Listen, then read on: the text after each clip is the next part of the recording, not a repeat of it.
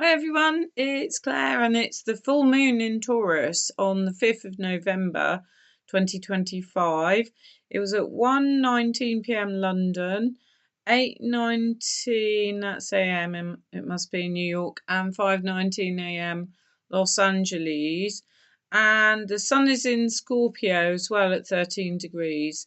And the full moon is in Taurus at 13 degrees where it's exalted, which means it's a really good place for it to be. And it's an actual supermoon, which means it's a bit closer to the Earth. So it's really bigger and it can be up to 30% bigger, I believe. And being as that's 13 degrees, I looked at Tanya Gabrielle, who's into numerology, and I've looked at Molly McCord, and I looked at another thing. All I do, I'm not an actual astrologer, but I'm very interested in it, and I sort of look through different astrologers and then get information off them. So I do a summary, so you don't have to look at all their podcasts if you like. So 13, as Tanya said, was the divine feminine number and aligned with the moon. And so it's a very powerful, potent moon. I'm very, very sort of sensitive to energy, and I've been really sort of a lot of clairvoyant images in the last night or two. I think it's also because Neptune is in Pisces, and that's very much ethereal. And I'm Scorpio, and what with this sun being in Scorpio at the moment, it's kind of really exaggerating things for me, us Scorpios, I think. So it means as well, like Taurus, I think it will enhance our gifts, and it's kind of steady and reliable, but it's also very much about pleasure, beauty. It's about being loving and generous. It's got aspects to Pluto and Venus, and Pluto is ruled by Scorpio, and Venus rules Taurus. So Venus rules this full moon, in other words. And there's a really strong finger of God. I shared this on my own Ray of Hope group, and it's Saturn, Neptune, um, uh, pointing to Venus, I believe, which is like they call it Yod, a finger of God. So, and we've had quite a few lately, Tanya said. So, really, it means kind of focusing on beauty and pleasure at this point in our lives. And Venus is also in Libra, and it rules Libra. Venus does. So, kind of a lot, of nice things going on. And the theme awakens the divine energy, and there's very watery energy going on as well. She talks about the T square pointing to Venus, Pluto ruling Scorpio, and as Jupiter is exalted by Cancer, and there's this intense feeling, but peace and inner confidence. And Mercury and in Sagittarius, opposing Uranus as well. And you've got Uranus is really about electricity and like a fast paced energy, and it can bring things out of nowhere to people, it can bring surprises. So, Tanya thought maybe reschedule appointments maybe till about Friday when we're out of that danger zone, if you like, and someone else is talking about it. I'll go through that in a minute. And there's this grand trine as well with Mercury, Mars, trine Saturn, Neptune, trine Jupiter. And it's kind of linking in with water signs and Sagittarius about big visions. And she thinks take the initiative and take the benefits of that great, amazing energy. And Jupiter is really kind of magnifies everything. I was watching someone's information on TikTok the other day, and they'd really looked through a telescope and looked at Saturn and looked at Jupiter. It was absolutely amazing to see them really close. So, yeah. Taurus, stick it out as well. Abundance, money. Taurus is about, right, we're going to stick with this.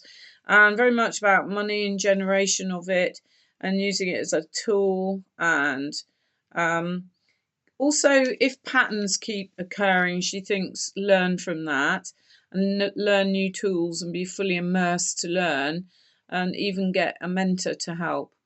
Then she went on about her geodetic mapping, which is really geographical, the impact of the moon on that. And she talked about Neptune moved back into Pisces in the 29th final degree, and it stations there for 2.5 months, so enhances Neptune. And she talked about that link with the Melissa hurricane, which really impacted Jamaica, didn't it? And so on, the area in that area, Caribbean. And that Saturn in Pisces, reality, responsibility, Neptune, water, love, oceans, Mars in Scorpio, Sun in Scorpio, water. Scorpio's a water sign. Sorry, I've had a cough. Jupiter in Cancer, also very much a watery sign. Lots and lots of water. And she even talked about, like, Melissa was the name of that hurricane, and in numerology that's 50, and in numerology that means 5, and 5 is about pivot, crowds, people. And she talked about the moon line being very fast moving over the Caribbean, and Venus over Jamaica. The hurricane named after a female, and the last 2 over Jamaica were male named hurricanes, Charlie and Gilbert. And 30 years Charlie was before Gilbert, and Gilbert 30 years before Melissa, which is weird, isn't it? 37-year gaps.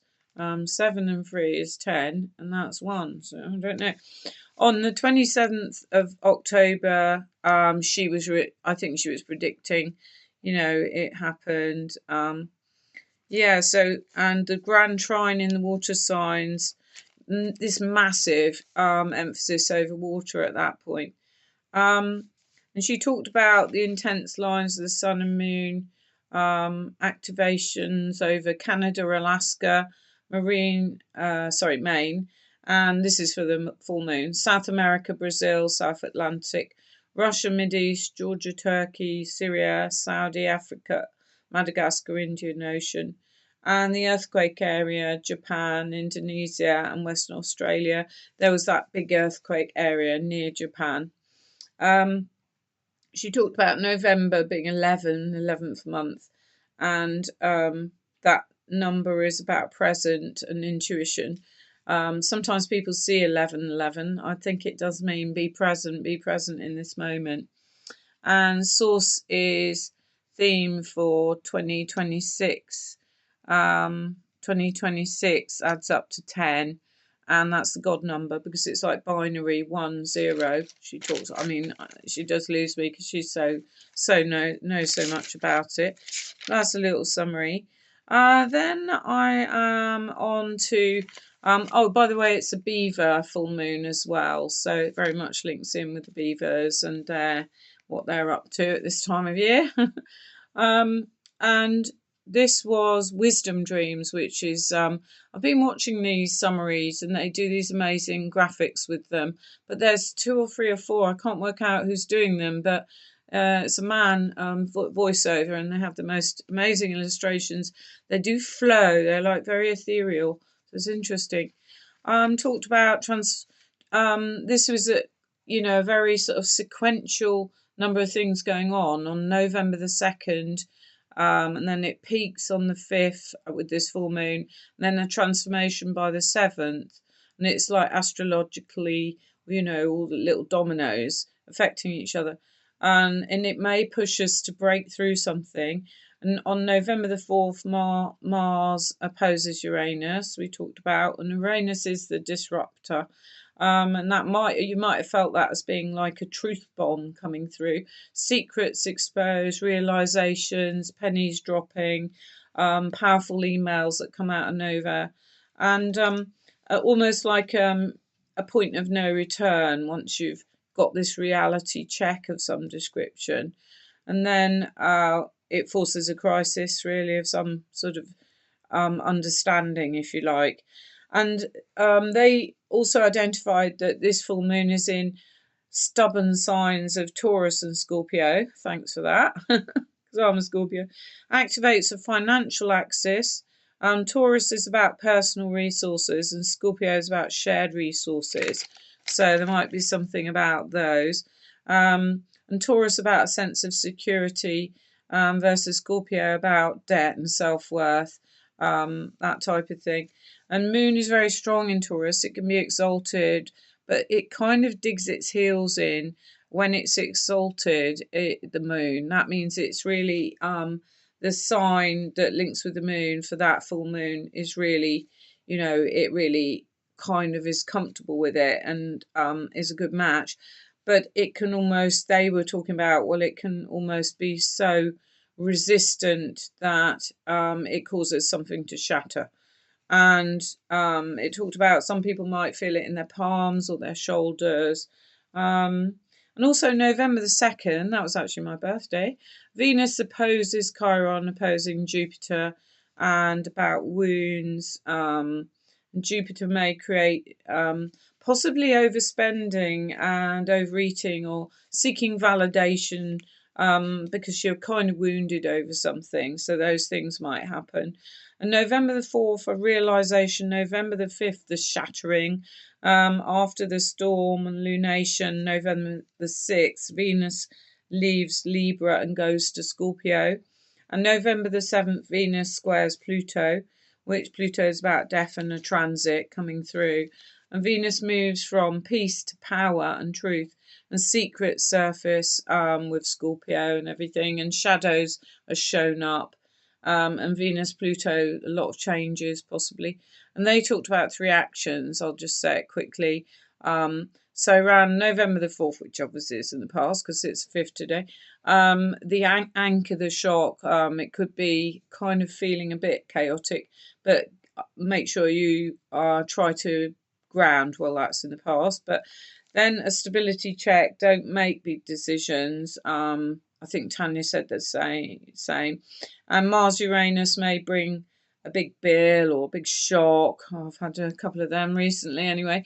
And then nourish yourself, light candles, eat good food, have a good salt bath. And then you're on to your auditing your delusion. And that was identifying the issues and delusions, say with love, or where are we ignoring red flags, and audit those, like purchases that you've done or used for to sort of calm your emotional state. But look at the imperfect self, but accept yourself. And then thirdly, purge financial shadows. They talked about doing a financial ritual, like a Scorpio purge. Write down blocks regards debts, resentments, issues, shared debts, and put that on a piece of paper and burn it safely, and say you release those things about yourself as you do it. And then secondly, they're talking about, like, tonight, build an altar that might make you feel good. Like they talked about rose quartz. Well, that's really good for the divine feminine, actually. And green aventurine, that's all linked with the heart, and care. Lighting a candle, and we direct the energy then, rather than the moon just directing it blankly at us. And us fixed signs, so Leo, Scorpio, Aquarius, and I've missed one out, haven't I? Aquarius, Leo, Scorpio. Trying to think what the other one is. Sorry. Anyway, the fixed signs will feel it. Possibly Taurus as well, very intensely, and so they even went into individual fixed signs. Taurus, it's in your house of self-identity, so that will be a bit challenged. So really think about who you kind of really are. Leo, looking at your career, public image, that will be lifted up, but maybe emphasize, what do I want to do about that? Scorpio, partnership, significant one may end, or a new one may come through, or audit your relationship and just be really clear on your boundaries. Aquarius, possibly a home change and deep emotional release, possibly moving or looking at something to do with the home. So that was quite detailed, really. And then I looked at Molly McCord. Goodness, this is a long one. Well, she talked about the times of it. And she talked about Taurus being stability, comfort, security, energy. The moon asks us to check in with ourselves and simplify our life, maybe, as well. What's distracting us? And It may sort of pull us to our core values and shine a light on what we need. The Sun in Scorpio looks into our psyche within us. Sun in Scorpio goes a bit deeper. This full moon, what are we transforming? And Scorpio seeks the truth always. Taurus shows us what um, shows us things as well. But she talked about like Taurus is like what the tree is that you can see, and Scorpio side of it is like the roots, the depth, the power beneath the soil. And in Scorpio season, look at who we are. It's quite intuitive and magical. And Scorpio can be all or nothing as well. And she talked about, well, as the leaves drop from that tree, she was being very allegorical, I think, it transforms into dirt and earth. And so how are we merging our energy? Is it empowering or is it draining us? And the full moon is very, very clear because it's super moon. Well, I haven't looked, but I'll have a look soon. But it's also, by the way, fireworks night. My poor dog is cowering under the stairs, so I'm in tonight.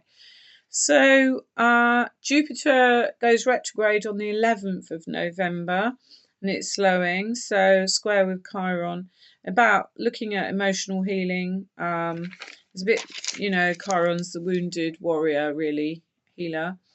And Venus moves from Libra. There's a T-square, Chiron, Jupiter, Venus. Venus brings balance, connections, expresses needs and reciprocity, understanding good communications and differences. And that she talked about the Water Grand Trine, which unfolds right till mid-December, so you would feel that for a while. Neptune in Pisces, Saturn in Pisces, new wisdom, and trining Jupiter in Cancer. The planets were in Aries but now in Pisces, and that's quite different really. Phase out what's not needed. Jupiter is the sage with wisdom.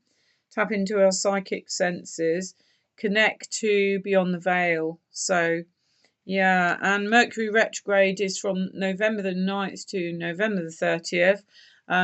Probably all about that, but it can slow us down. It can slow us down on contracts, on details, on travel plans, communications. Be really, really clear. You just might need to take more time to do things and step back sometimes as well. And the Grand Water Trine flowing is about feelings, and she talked about Black Moon Lilith again as well. That's got some intense stuff with it, really, about the shadows that we have, and even some difficulties. Lost where she talked about it now, but in Scorpio it can be, looking at our shadows really, and things like envy, jealousy brings those out. And she talked about opposition Mars in Sagittarius conjunct versus Mercury opposing Uranus at 0 degrees of Gemini. Shocks with Mars gaining energy in Sagittarius, but it's the seeker.